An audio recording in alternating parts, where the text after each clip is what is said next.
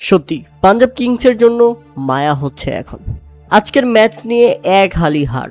হ্যাঁ, পরপর টানা 4 ম্যাচে হেরে গেল পাঞ্জাব কিংস। তাই তো পয়েন্ট টেবিলের 1 নম্বরে থাকা দলটি এখন চলে এসেছে 4 নম্বরে। শেষ পর্যন্ত সুপার 4 থেকেই ছিটকে পড়ে যায় কিনা এখন সেটা নিয়েই সন্দেহ তৈরি হয়েছে। অপরদিকে দিল্লি ক্যাপিটালসের দিকে তাকান। আজকের ম্যাচে জয়টা ছিল তাদের অবধারিত। হারলেই এবারের আইপিএল থেকে তাদের বিদায়, কিন্তু না, জিতে তাদের আশা বেঁচে রয়েছে। হেরে যাওয়া ম্যাচটি শেষ পর্যন্ত দারুণভাবে জিতেছে দিল্লি ক্যাপিটালস। তাদের কামব্যাক দেখে অবিশ্বাস্য মনে হয়েছে, কেননা হারতে থাকা দিল্লি ক্যাপিটালস এক ওভার হাতে রেখেই জিতে গেল শেষ পর্যন্ত। শুরুটা করেছিলেন ডেভিড মিলার। আপনারা যদি দেখেন, শেষ 4 ওভারের প্রয়োজন ছিল 53 রান। ডেভিড মিলার দারুইশের প্রথম 2 বলে 2টি ছক্কা হাঁকিয়ে নিজের হাফ সেঞ্চুরি পূরণ করেন 27 বলে 51। এরপরেই অবশ্য আউট হয়েছেন ডেভিড মিলার, তবে পরপর 2 বলে 2টি ছক্কা হাঁকিয়ে ব্যবধান কমিয়ে দিয়েছিলেন। মিলারের আউটে খুশি হয়েছিলেন প্রীতি জিন্তা। আজকের ম্যাচে সাজুগুজু করেও এসেছিলেন তিনি।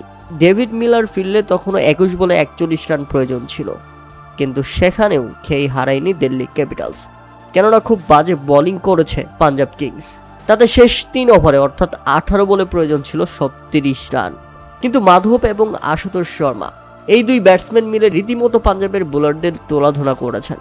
আপনি জানলে অবাক হবেন যে 18তম ওভারেই চলে আসে 19 রান। 2টি ছক্কা এবং 1টি চারের মাধ্যমে 19 রান নিয়ে আসেন এই 2 ব্যাটসম্যান। তাতে শেষ 12 বলে প্রয়োজন ছিল 17 রান, অর্থাৎ 2 ওভারে 17, কিন্তু 1 ওভারেই 17 নিয়ে ম্যাচ জিতে গেছে দিল্লি ক্যাপিটালস। শুধু 17 নয়, নবল সহ ওই ওভারে চলে আসে 22 রান। তাতে পাঞ্জাব কিংসকে 3 উইকেটের ব্যবধানে হারিয়ে নিজেদের আশা টিকিয়ে রাখলো দিল্লি ক্যাপিটালস। উল্লেখ্য, প্রথমে ব্যাটিং করতে নেমে নির্ধারিত 20 ওভারে 5 উইকেট হারিয়ে 210 রানের বিশাল লক্ষ্য দাঁড় করিয়েছিল পাঞ্জাব কিংস। আর জবাব দিতে নেমে মাত্র 33 রানের মধ্যেই 3 উইকেট হারিয়ে ফেলেছিল দিল্লি ক্যাপিটালস। সেখান থেকে 74 রানের মধ্যে 4 উইকেট। ফিরে গেছেন ট্রিস্টান টাফস।